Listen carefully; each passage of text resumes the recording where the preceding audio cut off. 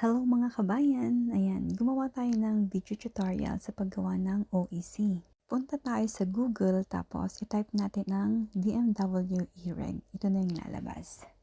So magla-login na tayo. I-type natin yung ating email address.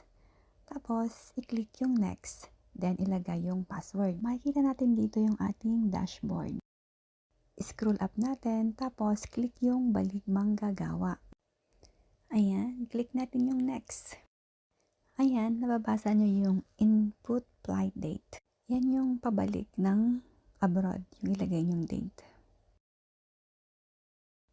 Click next.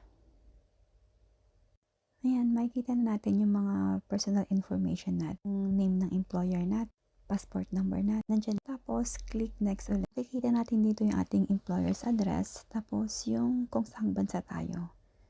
Search natin yung Turkey. Ayan, Turkey. Click Turkey. Tapos yung city. Nandito ako sa Antalya, kaya Antalya po yung nilagay ko.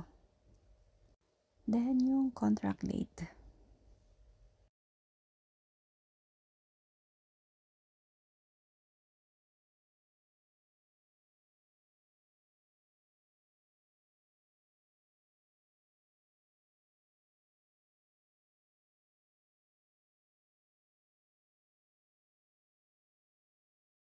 Yung contract duration natin is 24.